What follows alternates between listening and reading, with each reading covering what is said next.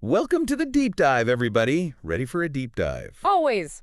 Today, we're going way back to the start of the whole UFO thing. Ah, yes. A time full of secrets and mysteries and, well, the government wasn't exactly transparent, were they? Not particularly, no. But we're going beyond the usual blurry photos and shaky videos, right? Right. We're diving deep into, you could say, the official encounters. You know, the ones documented by military folks, pilots, Oh, yes. and, of course, the government investigations themselves. Indeed. Speaking of which, we're going to be zeroing in on Project Sign today. Fascinating project. Absolutely. What makes Project Sign so interesting Well, go on. is that it marks the first real attempt by the U.S. government to, really try and get a handle on this whole UFO phenomenon. And the timing is crucial here. Oh, absolutely. This is right after World War II. Right. Global tensions are through the roof. Everyone's a little paranoid. You paint a picture, and I'm right there with you. It's like, picture it. The world's still reeling from World War II. Jet technology is just emerging. Yeah, And the Cold War, oh, it's starting to heat up. absolutely. So any little blip on the radar, right, could be a threat. Absolutely. And that's the world Project Sign is born into. It is. And then, boom, on top of all of that, you've got Kenneth Arnold sighting in 47. Oh, yeah. 9 crescent-shaped objects moving like nothing anyone had ever seen before near Mount Rainier. That's where flying saucer really took off. That sighting really did capture everyone's imagination, didn't it? It did. And then just weeks later, bam, the Roswell incident, the alleged crash. A flying disc, they said. Oh, New Mexico. right? And of course, the government said, oh, it's just a weather balloon. Blase. And of course, people didn't buy it. And that just made the whole UFO thing even more fascinating, more mysterious. Yours. So here you have it. Cold War anxieties, high-profile sightings, and more questions than answers. Enter Project Sign. Their job. To separate fact from fiction. Yes. To figure out what these things in the sky actually were. No small task. Not at all. One of the first things they had to figure out was, were these UFOs just, some fancy new Soviet tech? Right. Or was it something even more, well, extraordinary? And they were systematic, these Project Sign folks. Oh, for sure. Real A-team material, military personnel, scientists, intelligence officers, you name it, all based at Wright-Patterson Air Force Base in Ohio. Okay, the best of the best. Yeah, meticulously collecting every scrap of information, eyewitness accounts, Oh, wow. from civilians, military pilots, radar operators. They looked at everything. Photographs, radar data, you name it. So this wasn't just a bunch of guys sitting around, swapping stories about what they might have seen. Oh, no. These were serious investigations done by, like you said, the A-team. Absolutely. We're talking top-level security clearances, cutting-edge tech, and folks who really knew their stuff when it came to aviation and what the military was capable of. And some of the cases they investigated were, well, pretty mind-blowing. The Gorman dogfight in 48 is a great example. Okay, lay it on me. Seasoned pilot Right. George Gorman. He found himself in a high-speed chase with, get this, a glowing white orb. Hold on. A dogfight with an orb. Doesn't sound like any plane I've ever heard of. And that's what makes it so interesting. Right. Gorman, he wasn't some rookie. He was experienced. And he described this orb doing things, maneuvers that just shouldn't have been possible. Like what? Sharp turns, crazy acceleration, changes in altitude.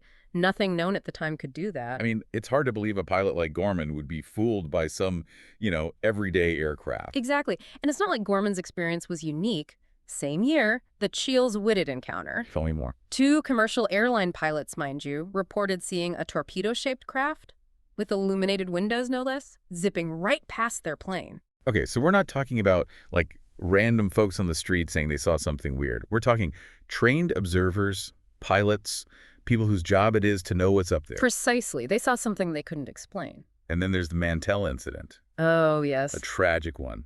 Captain Thomas Mantell, Air National Guard pilot. He died chasing a UFO. In 1948. Right, this large, bright object. And during the chase, his P-51 Mustang crashed. A tragic case. It really is. The official story said it was a skyhook balloon, but there are still so many questions. There are. It makes you wonder about the risks involved in chasing these things, It does. A stark reminder that these encounters were real. And sometimes dangerous. The Mantell incident, the stories of those pilots, Gorman, Childs, Whitted. Yeah. It all highlights just how serious Project Sign's work was. They were investigating things that challenged everything we knew about flight, and maybe even hinted at something beyond our understanding. You mentioned earlier all the data Project Sign was collecting, all those witness reports. What were they trying to do with it all? How were they trying to make sense of it? Well, that's where things get even more interesting, wouldn't you say? I'd say so. In late 48, they put together this top-secret report, the estimate of the situation. Yes. And this report, based on all their findings, it's probably the most controversial part of the whole project. This is where they say UFOs could be extraterrestrial. Right? I mean, that's what I've heard, but never seen any real proof. You heard right. Based on what they'd gathered, they couldn't rule out the extraterrestrial hypothesis. Wow. The way these objects moved, the fact that there was no conventional explanation, it all pointed to something truly groundbreaking. But of course, this is the Air Force we're talking about. Not exactly known for embracing the idea of little green men. Exactly. So how do you think the Air Force reacted to this bombshell report? I mean, you can't just drop something like that and expect everyone to just carry on as usual. Yeah. I imagine things got pretty heated behind closed doors. You can bet on that. And what happened next only makes the mystery deeper. Oh. The estimate of the situation, this potentially game-changing document, it just vanished, allegedly destroyed. Wait, hold on. They concluded that UFOs could be aliens, and then they just got rid of the report. Yeah. That's like finding the Holy Grail and then throwing it away. It is quite the turn of events. And it's fueled all sorts of speculation and conspiracy theories for decades. I can imagine. Why destroy such a crucial piece of evidence? Were they trying to hide the truth? Worried about mass panic? Yeah. Or was there something even more secretive going on? It's a question that still haunts UFO researchers today. Sounds like we're about to wade into some murky waters here. This is starting to feel like an episode of The X-Files. It certainly adds a layer of intrigue, doesn't it? It does. But whatever the reason for its disappearance, the estimate of the situation remains a tantalizing clue. It suggests that even back then, the possibility that we weren't alone was being seriously considered. So Project Sign, even though it didn't last very long, it uncovered some compelling stuff and raised some really big questions. It did. But if the Air Force was so quick to dismiss the whole extraterrestrial idea, what happened next? Where did the investigation go from there? Well, from there, we see a pretty big shift in how the government approached this whole UFO thing. By late 49, the winds were changing within the Air Force. Project Sign, with its openness to the idea of aliens, was shut down, and in its place came Project Grudge, a much more skeptical approach. Skeptical, huh? Very much so. It almost felt like they were trying to sweep the whole thing under the rug, you know? I get that feeling too. Like Yeah. they saw something they couldn't control and just wanted to shut it down. It makes you think about that estimate of the situation report. Was it really destroyed or just conveniently misplaced, you know? The timing is definitely suspicious. And when you look at Project Grudge, the focus shifted dramatically. They weren't really interested in anything extraordinary anymore. Right. It was all about finding explanations here on Earth. Even if those explanations didn't really add up, Exactly. it feels like they were more worried about how the public would react than actually finding out the truth. Like they were afraid of what admitting the existence of UFOs would do, especially if they were alien. That's a good point. Don't forget, this was the peak of the Cold War. Oh, yeah. The government didn't want to cause a panic or admit they might be behind technologically, especially compared to something beyond our understanding. So they just pushed the idea that everything could be explained away. Yeah, Misidentified planes, weather, hoaxes, that sort of thing. pretty much. But didn't that go against everything Project Sign had found? It did. I mean, they interviewed all these credible people. They analyzed radar data, even looked at physical evidence. They couldn't just dismiss all of that. And that's what makes this whole thing so fascinating. I know, right? You have the official story that the government's pushing. Trying to debunk everything. Right. But then you have the actual evidence, the witnesses, the data.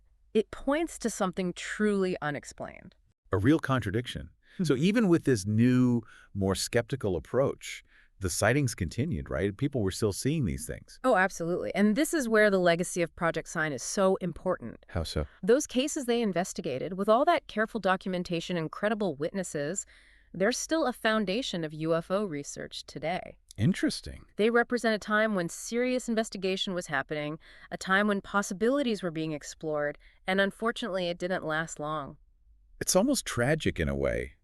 For a brief moment, the government takes UFOs seriously, really looks into it, and then it just disappears, replaced by this culture of denial and skepticism. It's a fascinating chapter in UFO research history, but also frustrating, and it makes you wonder what might still be hidden away in some government archive. Ooh, what else do they know? What evidence have they kept from us? It's like we have this giant puzzle with a bunch of missing pieces, and someone's deliberately trying to hide the picture. A perfect analogy.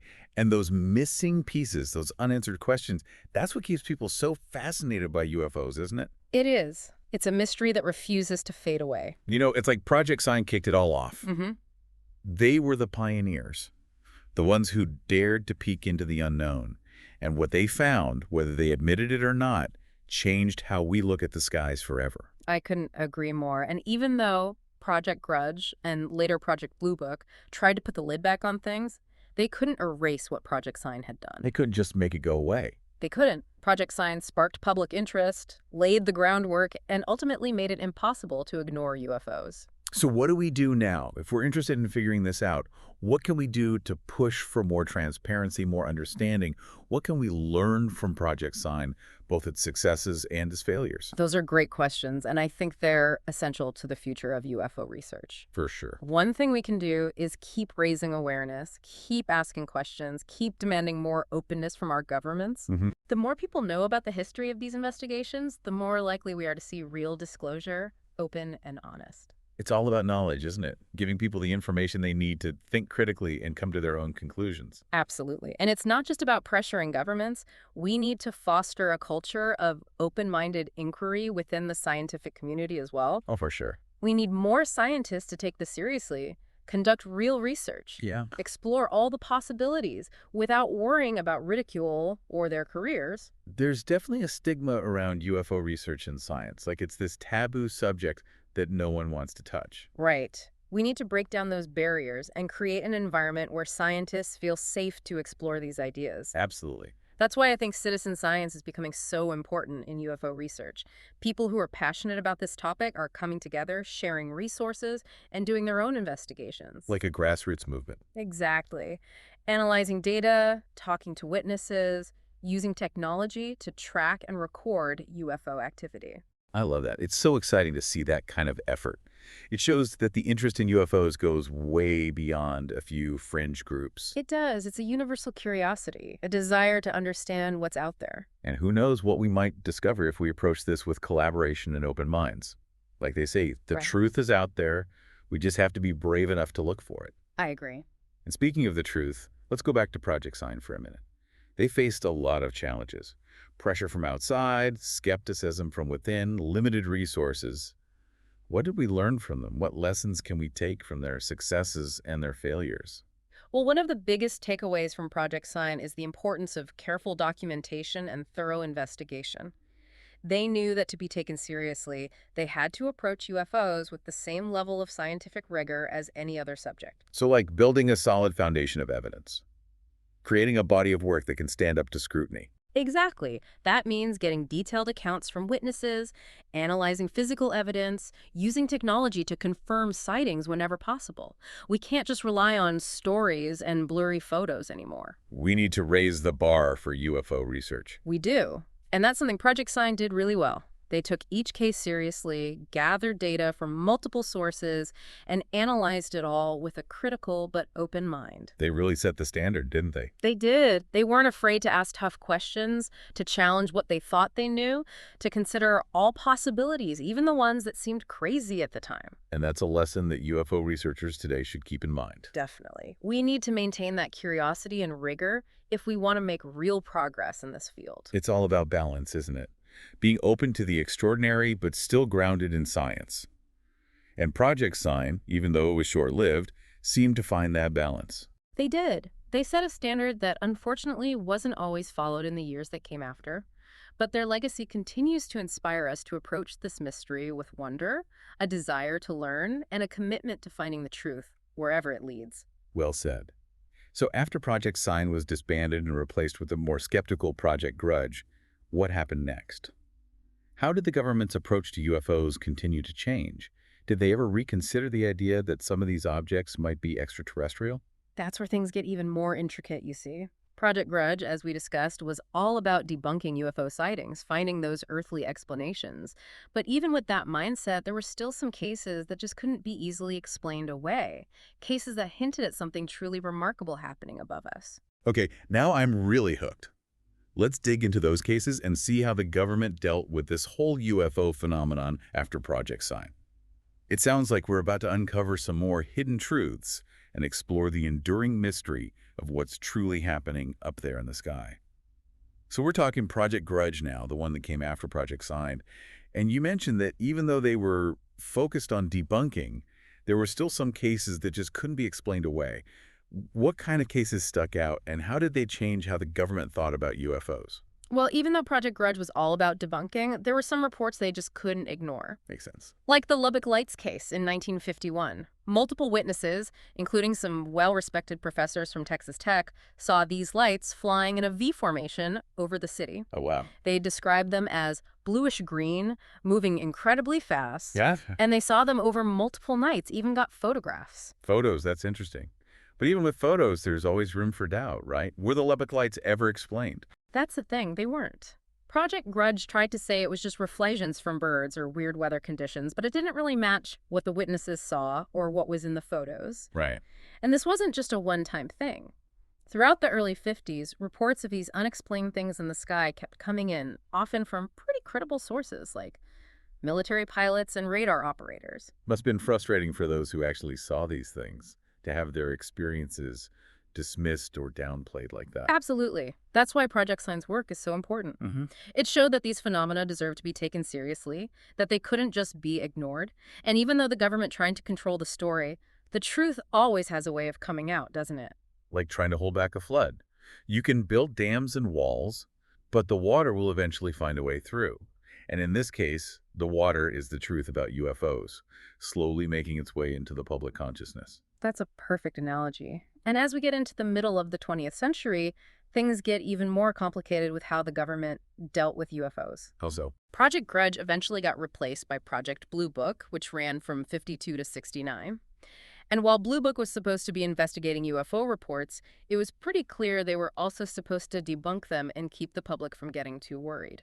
So they were still trying to manage the narrative, even with all this evidence piling up. Exactly.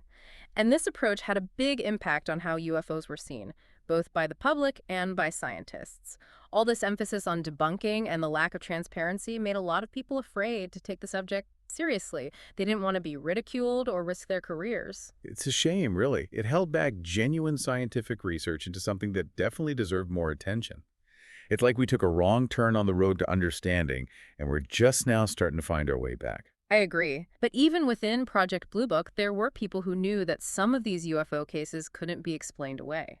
J. Allen Hynek, a well-known astronomer who worked with Blue Book, started out as a skeptic. But he eventually became a big advocate for studying UFOs seriously. I know about him. His story is fascinating. It really shows the power of evidence and how important it is to keep an open mind. Didn't he come up with a system for classifying UFO encounters? He did. Hynek's system categorized sightings based on how close the UFO was and what kind of interaction there was. It helped bring some scientific rigor to the whole field. And his work, along with all those unexplained cases that kept popping up, helped keep the UFO question alive, even with all the official skepticism. So even with the government trying to control what people thought, there were cracks in the story, glimpses of something they couldn't hide. And those glimpses, those unexplained cases, those credible witnesses, they're what keeps us fascinated by UFOs today. They absolutely do. And as we move into the 21st century, there's this resurgence of interest in UFOs, partly because of all these government documents that have been declassified, because of what high-ranking military officials are saying, and because of technology, people are able to track and record these phenomena like never before. It feels like we're on the verge of something big. The stigma around UFOs is fading, and more people are talking about their experiences and demanding answers. I think so, too. And as we keep exploring this vast unknown, it's important to remember what we've learned from those early investigations. We need to approach this with a balance of scientific rigor and open-mindedness. Always questioning, always searching, always pushing the limits of what we know. Well said. As we wrap up this deep dive into the world of UFOs and the legacy of Project Sign, I think it's safe to say that the search for the truth is far from over. It is. There are still so many mysteries to unravel, so many questions to answer, and so many stories yet to be told. And who knows what amazing discoveries are waiting for us out there. The journey is just beginning, and the truth, as we've seen, was here.